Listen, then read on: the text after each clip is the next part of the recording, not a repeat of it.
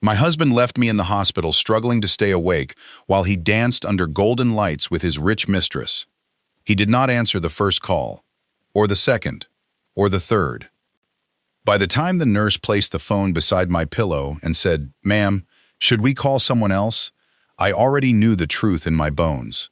There was no one else. Not because I had no family. Not because I had no friends. Not because I had no life before him. But because for 8 years I had slowly allowed my world to become smaller around one man who had made himself the center of everything while pretending he was the one holding me together. My name is Amara Bennett. For 8 years, I was Amara West. That night, I was lying in a private hospital room at St. Augustine Medical Center, with wires taped to my chest, an IV in my arm, a monitor blinking beside me, and a pain in my body that made every breath feel like a negotiation. The doctor had already told me I needed an urgent procedure. Not in a panicked way. Doctors are trained not to panic where patients can see it. He spoke carefully, calmly, too calmly. "Mrs. West, we need your emergency contact here if possible. We also need to confirm a few consent details before we move forward." Emergency contact. That was my husband, Nathaniel West, founder of Westbridge Capital, the man people called a visionary. The man business magazines described as self-made. The man who stood on stages and talked about discipline, sacrifice, loyalty, and hunger, as if those words had not been paid for with my savings, my sleepless nights, my unpaid labor, and the small inheritance my mother left me before she died. Nathaniel had built his public life on a lie so beautiful that even I had believed parts of it for too long. To the world, he was the poor boy who rose through intelligence and grit. To investors, he was the sharp mind who turned a failing logistics idea into a private equity machine. To young entrepreneurs, he was proof that poverty could be outrun. To his rich mistress, Cassandra Vale, he was a polished, powerful man finally entering the world he deserved. But to me, he was the boy I met when he had 2 shirts, 1 dream, and a debt collector calling him every Friday. He did not know that every time he called me ordinary, tired, dramatic, or weak, I remembered the receipts. I remembered the first laptop I bought him, the office rent I paid for 6 months, the client dinner I funded when his card declined, the staff salaries I covered quietly when his first company almost collapsed, the loan I took in my own name because he said banks did not believe in men like him yet, the inheritance from my mother that I gave him because I thought marriage meant building together.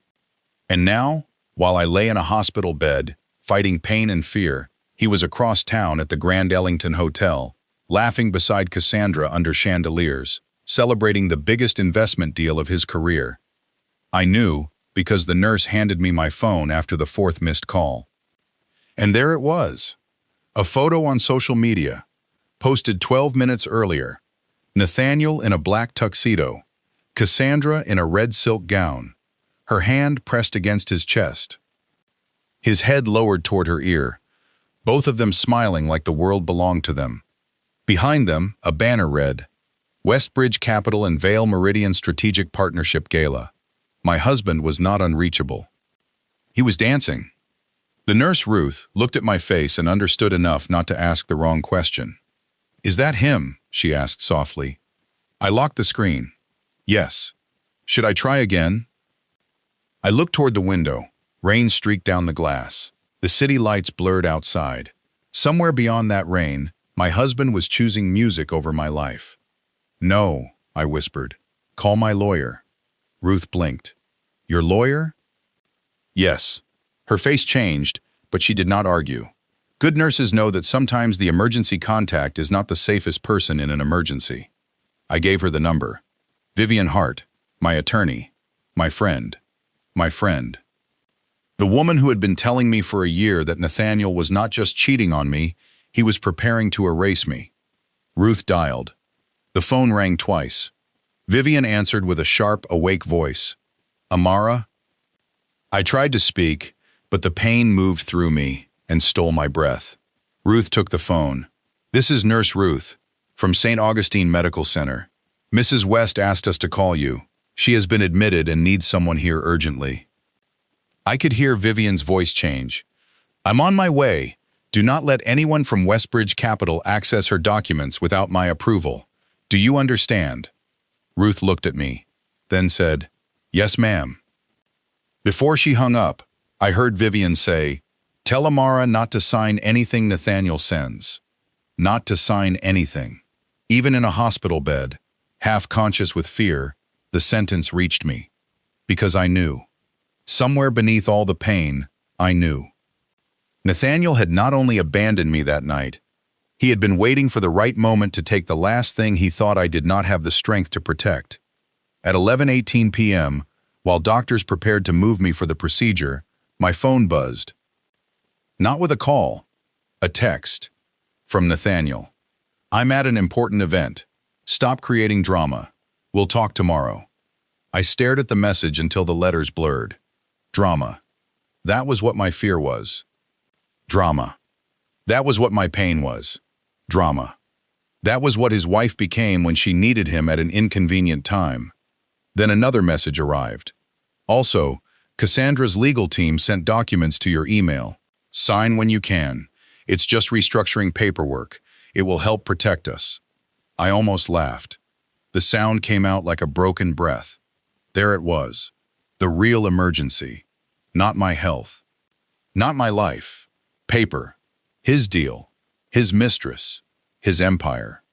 He wanted me to sign documents from Cassandra's legal team while I was in the hospital. Documents I had not reviewed. Documents connected to a company he still believed I did not understand. Documents likely designed to remove me from the hidden ownership interest he thought I had forgotten about. Because Nathaniel West had made one mistake years ago. A mistake he never bothered to correct because he thought I was too loyal, too soft, too dependent, and too grateful to notice. When Westbridge Capital was nothing but a desperate idea, the first formation documents listed me as a founding capital contributor. Not publicly, not on glossy investor pages, not in interviews, but in the original operating agreement, hidden inside legal language that his first lawyer had written when Nathaniel needed my money badly enough to call me partner. I owned 40% of the early holding company. 40%. Nathaniel used to say it meant nothing. Just paperwork, Amara. Formality. You know the business is mine. But paperwork is only just paperwork until rich people need it changed. And now he needed it changed. Because Cassandra Vale's family would not invest billions into Westbridge Capital while the discarded wife still owned the roots. The nurse touched my shoulder. Mrs. West, they're ready. I turned the phone over. Please make sure Vivian sees those messages. I will. As they wheeled me down the hallway, lights passing above like pale moons, one thought stayed with me. Not fear, not anger, not even heartbreak. Receipts. I had receipts. Before I continue, tell me where you are watching from tonight, and if you have ever helped someone build a life, only for them to abandon you when you needed them most. Stay with this story. Because sometimes the person dancing while you are in a hospital bed does not know the nurse is calling the lawyer who knows where every document is buried. I met Nathaniel West when I was 26. He was not rich then. He was brilliant, yes. Ambitious, yes. Handsome in a restless way, with eyes that made you feel he was already seeing a future no one else could see. But he was broke, not poor in the dramatic way people tell stories later. Broke in the practical way. Unpaid rent, borrowed suits, skipped meals, overdraft notices, a phone with a cracked screen, a laptop that shut down whenever it felt disrespected. We met at a business development workshop where I was working as an event coordinator. I had a small consulting side hustle, helping local vendors with booking, billing, and operations. Nothing glamorous, but I was organized. I understood numbers. I knew how to make messy systems behave.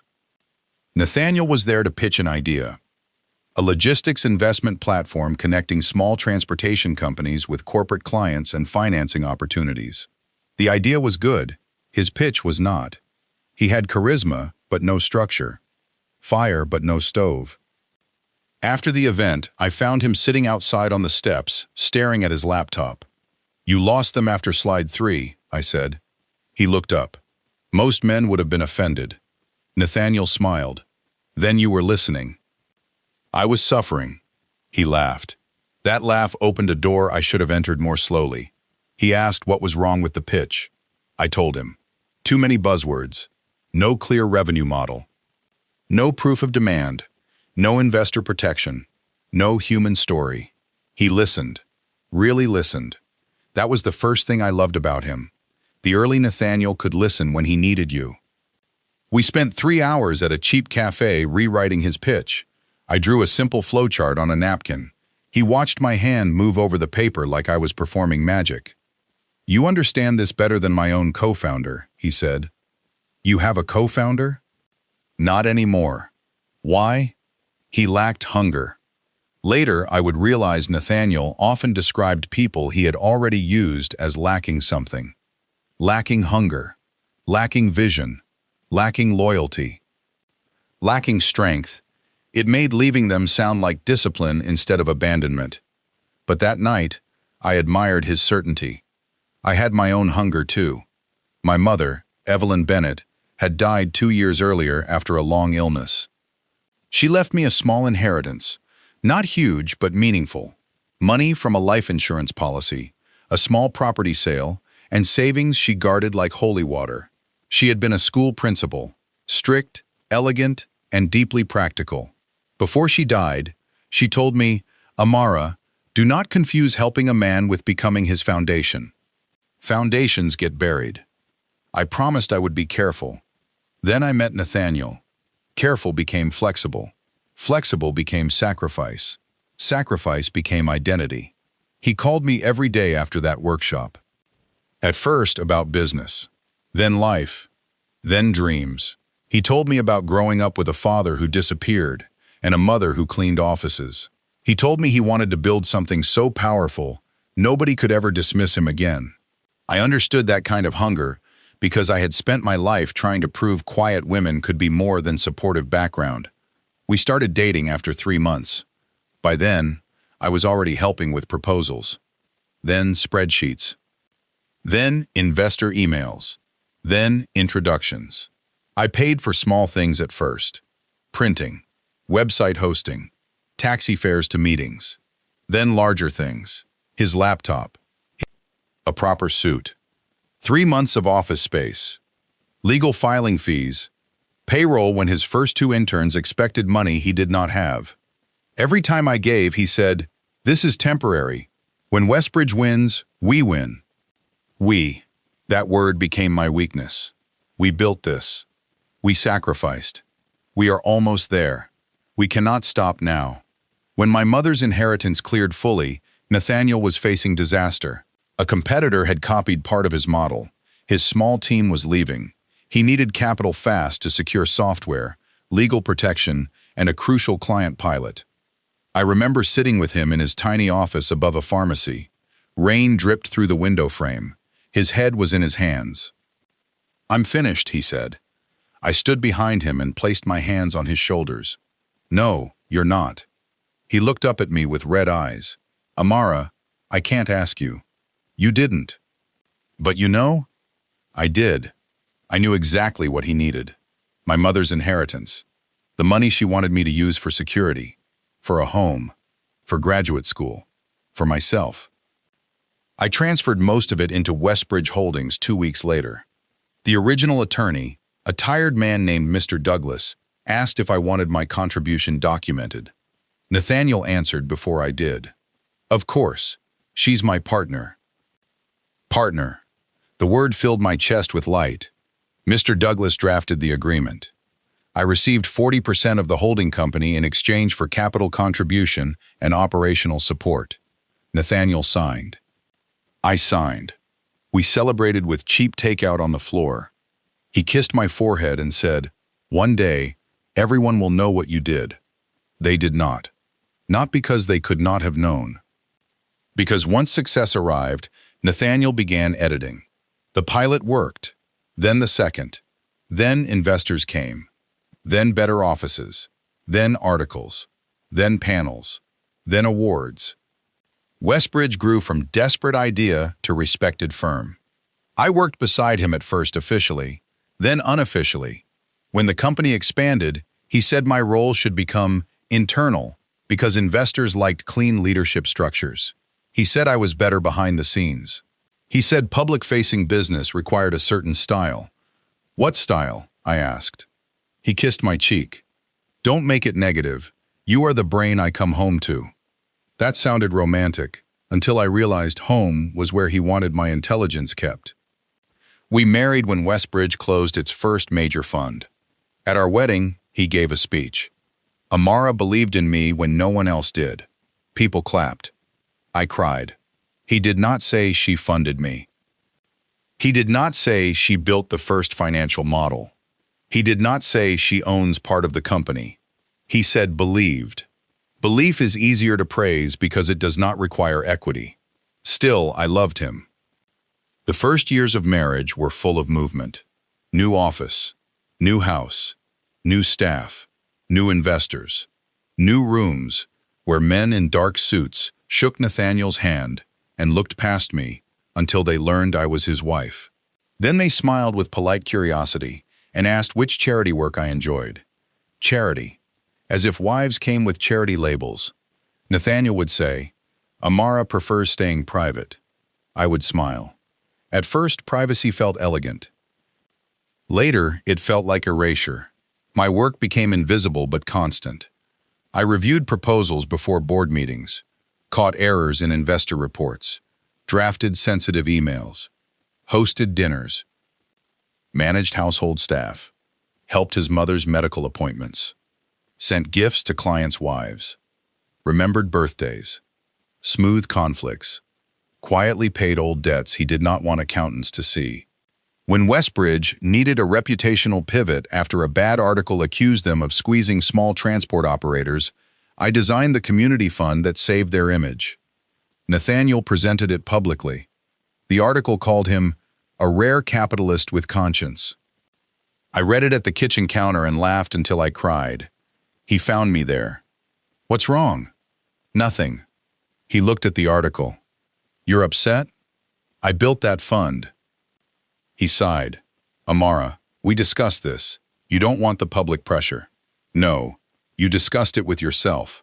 His face hardened. Do not start this tonight. I have enough pressure. Pressure. That became his shield. Whenever I asked for credit, pressure. Whenever I asked about the 40%, complexity. Whenever I asked why my name disappeared from updated investor decks, branding. Whenever I asked why he never mentioned my capital contribution, timing. Your time will come, he said. It never came because he was not saving a place for me. He was hoping I would stop asking. Then Cassandra Vale entered. Cassandra came from the kind of wealth Nathaniel had always pretended not to crave, but studied carefully. Her family, Vale Meridian Group, controlled hotels, hospitals, shipping assets, private equity portfolios, and political access that could make Westbridge 10 times larger overnight.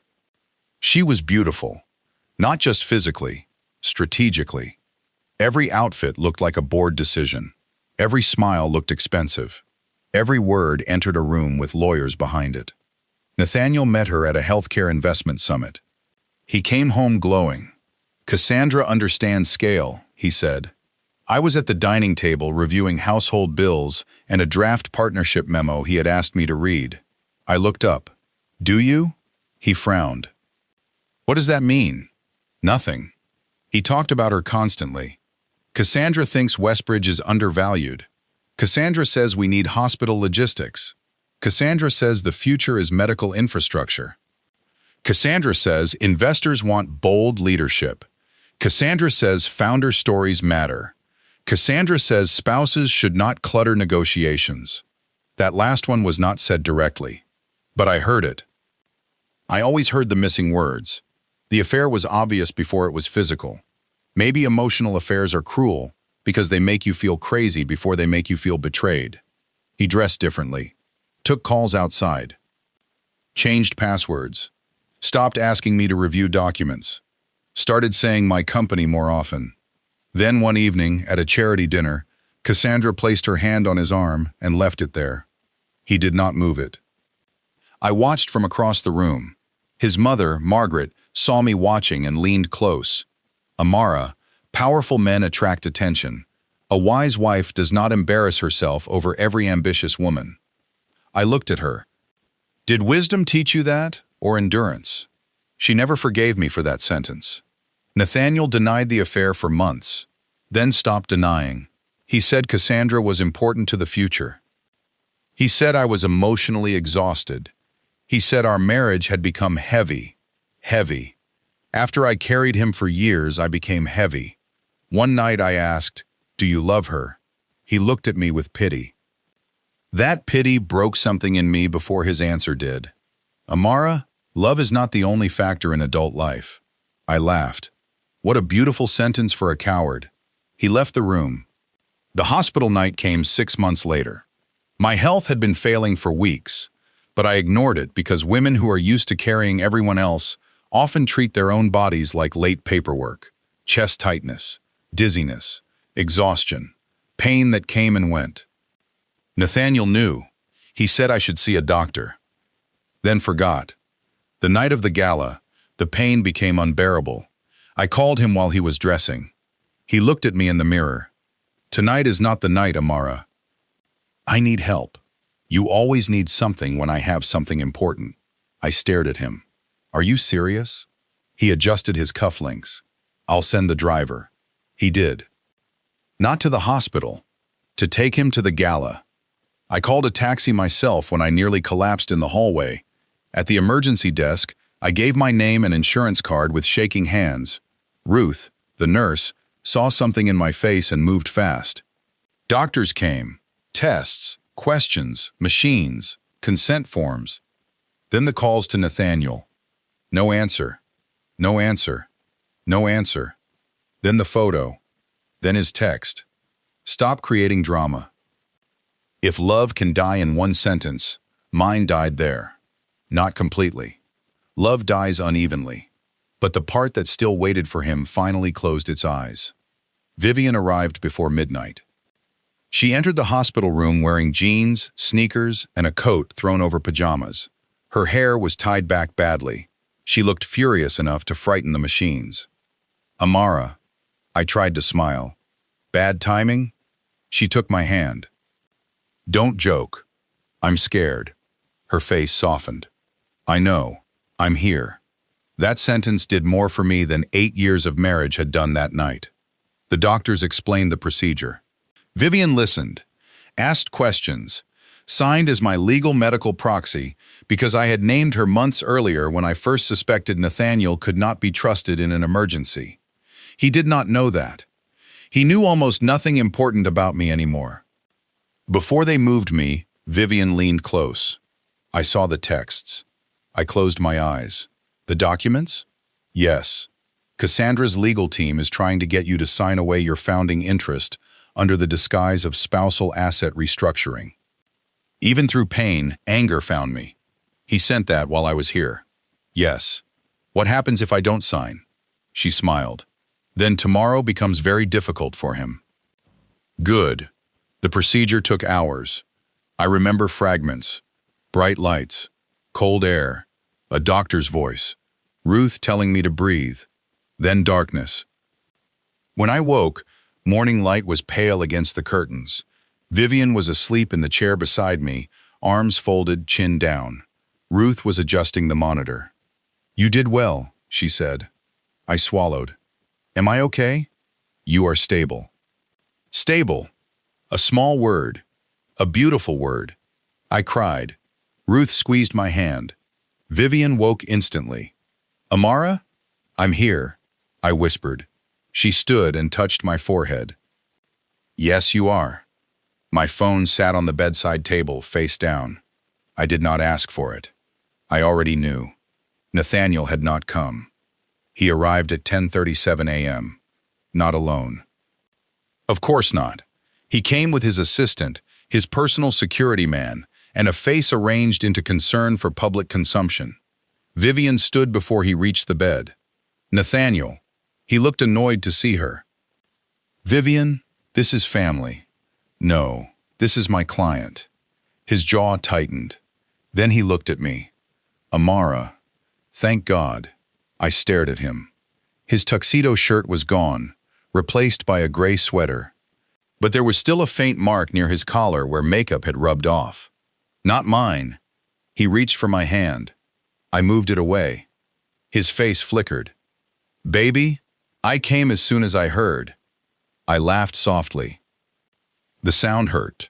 You heard last night. I was in the middle of a major event. My phone. You texted me. He stopped. Vivian held up printed copies. Technology is nice. Paper is better. You texted your wife at 11:18 p.m., telling her to stop creating drama, Vivian said. You then instructed her to sign restructuring documents from Cassandra Vale's legal team while she was awaiting an urgent medical procedure. Nathaniel's face hardened. That is private. So was your marriage. You didn't respect that either. He looked at me. Amara, can we speak alone? No. Don't do this. I stared at him. I nearly went into surgery alone. His expression shifted. For a second, shame appeared. Then strategy covered it. I didn't know it was that serious. You did not ask. And the belief in a thing makes it happen. So was breathing. He looked away. Vivian placed a folder on the bedside table. Nathaniel, since you are here, this is formal notice that Amara will not sign any restructuring documents. We are also requesting full financial disclosure related to Westbridge Holdings, Westbridge Capital, and all derivative entities tied to her founding interest. His face changed. There it was. Not fear for me, fear for the company. Amara, he said slowly, this is not the time. I looked at him. That sentence should have worked last night. His eyes narrowed. Do you understand what you're doing? No, Vivian said. But I do, and that is enough. Nathaniel ignored her. You want to destroy everything we built? There it was. We. He had remembered the word. How convenient. I lifted my head slightly despite the pain. No, Nathaniel. I want to see what part of what we built you stole. The room went silent. Even his assistant looked down. His face went cold. You're being emotional. I smiled. I am also alive. That seems to be your problem. He left 10 minutes later, angry and whispering into his phone. Vivian watched him go, then turned to me. Now we begin. The next month was recovery and war. My body healed slowly. My heart differently. Nathaniel tried every method. Soft messages, angry messages, flowers, silence. His mother calling to say I was embarrassing the family. His assistant requesting urgent signatures. Cassandra's lawyers sending revised documents, with language so smooth it almost slid off the page. Vivian responded with filings, requests, notices, audits, ownership verification, operating agreements, capital contribution records, email archives, old bank transfers, the original holding company documents, the ones Nathaniel had never destroyed, because successful men often forget the early documents that made success possible. They remember the spotlight, not the seed. Westbridge Capital's new partnership with Vale Meridian depended on clean ownership. Cassandra's family wanted control. They needed me reduced, removed, or paid off quietly. Nathaniel had promised them I would sign. He had told Cassandra I was handled. That word reached me later through discovery. Handled. I sat in Vivian's office reading it. She asked if your spouse would complicate closing, Vivian said. I looked at the email. Nathaniel had replied, Amara is not involved operationally. She will sign whatever is required. Whatever is required. I laughed, then cried. Vivian let me do both. The first settlement offer came 2 weeks after my hospital discharge. $5 million. For my full release. Nathaniel called it generous. Vivian called it insulting. I called it confirmation. If my ownership were worthless, nobody would offer $5 million to erase it. We rejected it. The second offer was $20 million. Rejected. The third came with a personal letter from Nathaniel. Amara, please don't let outsiders turn us into enemies. You and I know what we built. Cassandra's team is aggressive, but this deal will benefit everyone. Take the settlement. Heal. Start fresh. I will always care for you. I read the letter twice, then wrote one line under it and handed it to Vivian. He remembers we built it only when he wants me to leave it. Vivian smiled. Exactly. Then came the gala footage. A society blogger had filmed Nathaniel dancing with Cassandra at 11:26 p.m., 8 minutes after his text to me. In the video, she laughed while he spun her under the chandelier. He looked happy, relaxed, free. The caption read, "Power couple energy at the Westbridge Vale Gala. Power couple." While his actual wife was being wheeled down a hospital hallway, Vivian advised me not to watch. I watched.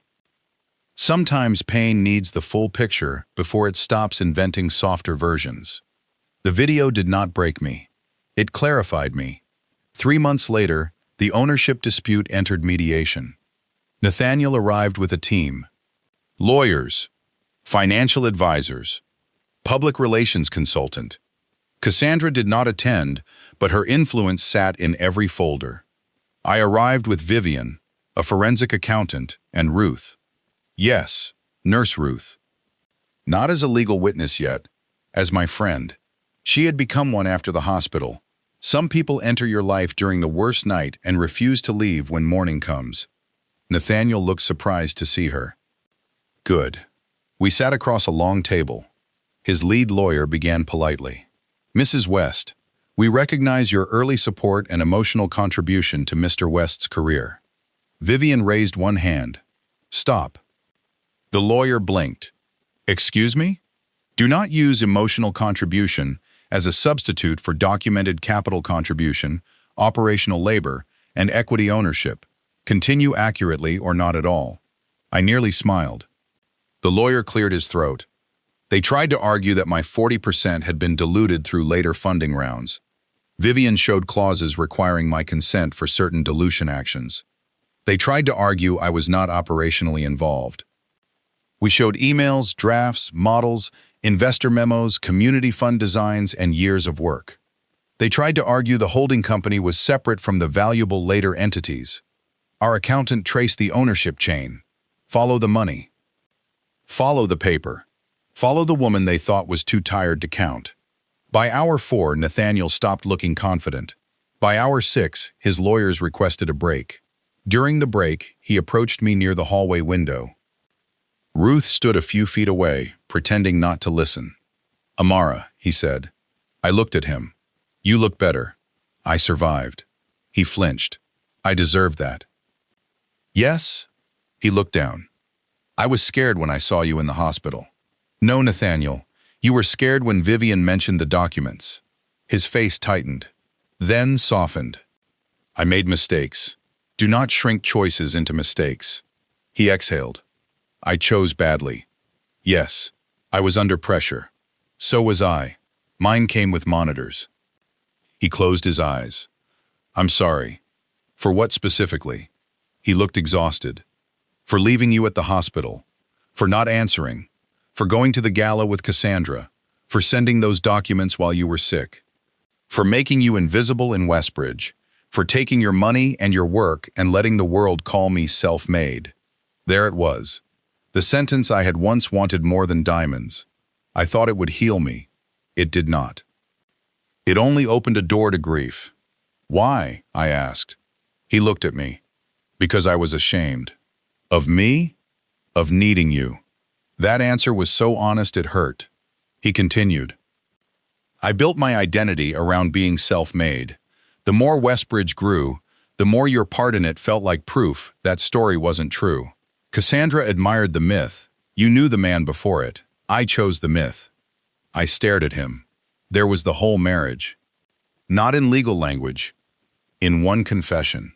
You should have chosen truth, I said. I know. No. You knew then too. He had no answer. That was answer enough. Mediation did not settle that day. Or the next. But the truth was out. And truth has momentum once it gets paperwork. The dispute threatened the Vail partnership. Investors became nervous. Journalists began sniffing around. Someone leaked that Westbridge's founder's wife had a major ownership claim. Nathaniel's public image trembled. Self-made founders hate footnotes. Cassandra requested a private meeting with me. I refused. She requested one with Vivian present. I considered it. Vivian said, "We can learn things from arrogant people when they think they're negotiating down." So we met. Cassandra entered Vivian's conference room, wearing a white suit and no apology. She looked at me with cool interest. "Amara, Cassandra." She sat. "I want to say I'm sorry for your health scare." Health scare? Rich people love phrases that remove the blade. I smiled. "Thank you for your concern. It arrived faster than my husband." Vivian looked down to hide her expression. Cassandra's jaw tightened. I did not know he had failed to attend the hospital. "You knew he was married." She did not deny it. "No. I knew his marriage was complicated. All marriages become complicated when mistresses enter them with legal teams." Her eyes flashed. "Good." She leaned forward. "Let us be practical. Westbridge is at an inflection point. Your emotional dispute with Nathaniel risks damaging a transaction that could create enormous value. My ownership is not emotional. You were not involved in later growth. I was involved before later growth existed." She paused, then smiled faintly. "You want recognition." "No, I want control of what is mine." "That is dangerous." "For whom?" She studied me then. Maybe for the first time. Not as the wife, not as the hospital woman, as a threat with receipts. "What do you want?" she asked. I looked at Vivian, then back at Cassandra. "I want the Vail partnership paused until ownership is resolved. I want public correction of Westbridge's founding history. I want full financial accounting. I want my equity honored. I want Nathaniel removed from unilateral authority over entities tied to my shares, and I want you to stop sending documents to sick women in hospital beds." Her face hardened. "You cannot expect me to control Nathaniel's marriage." "No, just your lawyers." Vivian finally smiled. The meeting ended without agreement. But 2 days later, Vail Meridian paused the partnership. Cassandra was not foolish. Cruel, perhaps. Arrogant, definitely. But not foolish. She would not risk billions on a founder whose wife could unwind the roots. The final settlement took almost a year. Not because I wanted revenge, because truth resists quietly until money forces it to sit down. In the end, I retained a significant equity position, received a major cash settlement, obtained a formal public acknowledgement as founding capital partner and early operational architect, and gained authority over the community impact fund I had created years earlier. Nathaniel stepped down as sole controlling voice in certain Westbridge entities. The Vail partnership closed later, smaller and under stricter terms. Cassandra remained rich. Nathaniel remained wealthy. I became publicly known, not as a victim, as co-founder. That word hit harder than I expected. Co-founder. My mother's inheritance had not disappeared into a man's myth. My work had not vanished completely. My name returned to the beginning. The press wanted interviews. I declined most. I gave one. The journalist asked, "What was the hardest part of being erased?" I answered, convincing myself that remembering was not bitterness. She asked, "Do you hate Nathaniel West?" I paused. "No, but I no longer protect his version of himself." That line traveled. People wrote think pieces. Some praised me. Some called me greedy. Some said I should have settled quietly. Quietly. That word again. Funny how people rarely ask men to betray quietly, only women to respond quietly. I used part of the settlement to create the Evelyn Bennett Fund, named after my mother, for women whose unpaid labor helped build businesses they were later excluded from. Legal support, financial audits, emergency healthcare grants, business education. Ruth became the director of patient advocacy for the fund's medical support branch. She said, "I'm a nurse, not an executive." I said, "You answered the call he ignored. You understand the mission." She took the job. Vivian became board chair and frightened everyone into proper governance. The first woman we helped was a bakery owner whose husband had put every asset in his name after she funded the shop. The second was a farm manager's wife who had kept books for 20 years without pay. The third was a woman whose boyfriend called her supportive until investors arrived, then called her unofficial. Unofficial, another word built to steal from women. The fund grew. So did I. Healing did not happen like applause. It happened in small, stubborn pieces. Sleeping through the night, eating breakfast without checking Nathaniel's schedule, walking into rooms under my own name, deleting his mother's number, buying a house with windows facing trees, going to therapy, learning that anger could be a boundary, not a home. 16 months after the hospital, the divorce finalized. Nathaniel asked to speak after signing. Vivian raised an eyebrow. I nodded. We stood outside the courthouse, near a stone planter full of flowers that looked too cheerful for the end of a marriage. He looked older, still handsome, but less polished. Maybe consequences had sanded him down. "Amara," he said, "I have said sorry many times." "Yes, I know it's not enough." "No." He nodded. "I watched your interview." I said nothing. "When you said you no longer protect my version of myself, I hated you for a minute. I assumed. Then I realized I hated it because it was true." I looked at him. He continued, "I built a company about movement while trapping you in the beginning. I called myself self-made because I was afraid people would see the debt. Not financial only, emotional, moral. I wanted your loyalty, your money, your mind, your body beside me when useful, but not your name on the wall." My throat tightened. That was the apology beneath the apology. "I loved you," I said. His eyes filled. "I know. No, I need to say this for me.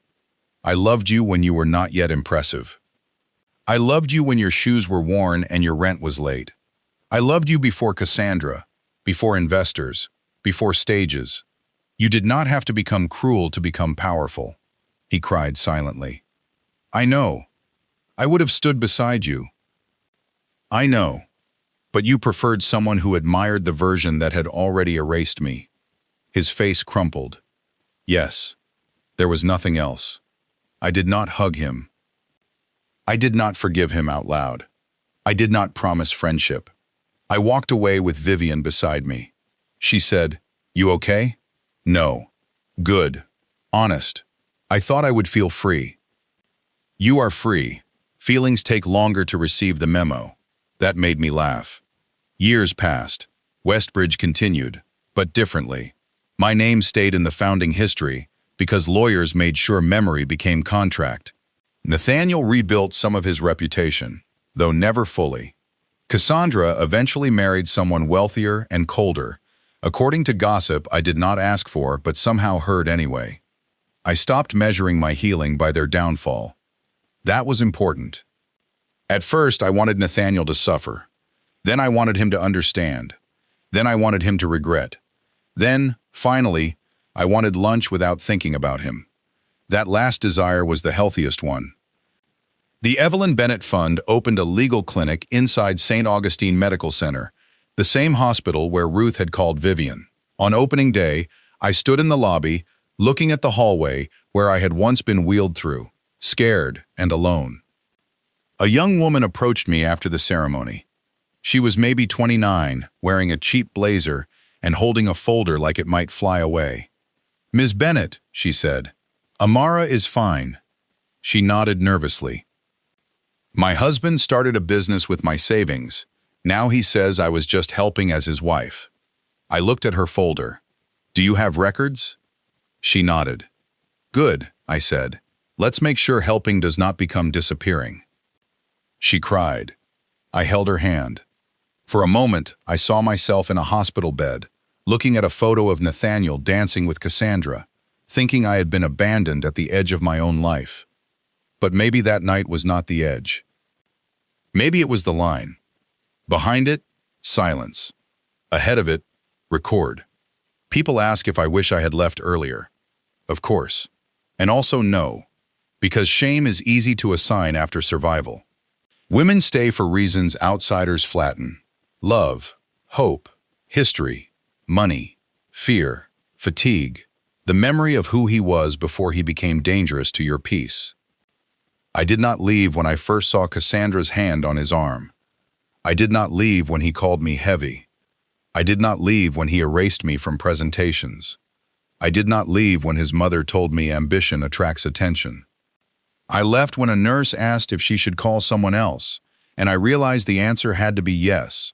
Sometimes the leaving begins with a suitcase, sometimes with a court filing, sometimes with a changed lock, sometimes with a hospital phone. Mine began with a nurse dialing my lawyer while my husband danced.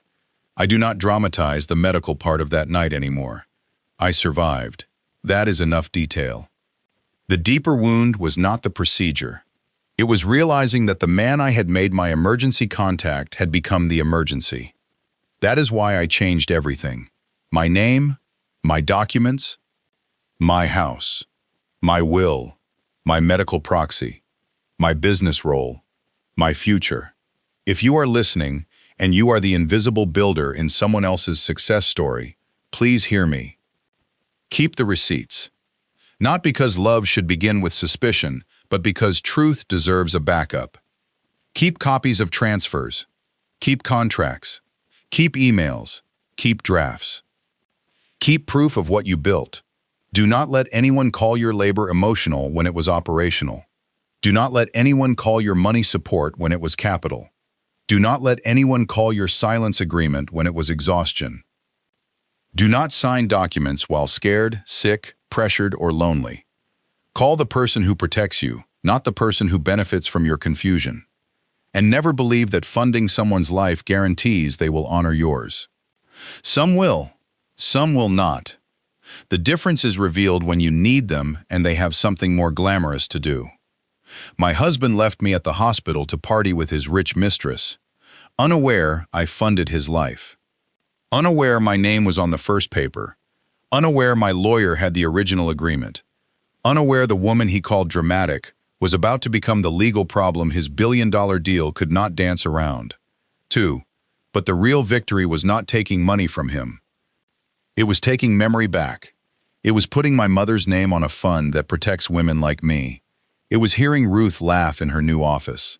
It was seeing my own name printed as co-founder and not feeling like an imposter. It was waking up one morning and realizing I no longer checked whether Nathaniel had called. That was freedom.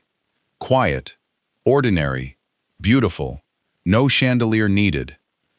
Just sunlight through my kitchen window, tea in my hand, my own body healing, my own money accounted for, my own name restored, my own life no longer waiting in the hallway while a man danced. Nathaniel once told me Westbridge was his destiny. Maybe it was. But I was not born to be the hidden bridge he crossed and forgot. I was the foundation. And when foundations finally speak, even towers learn to tremble.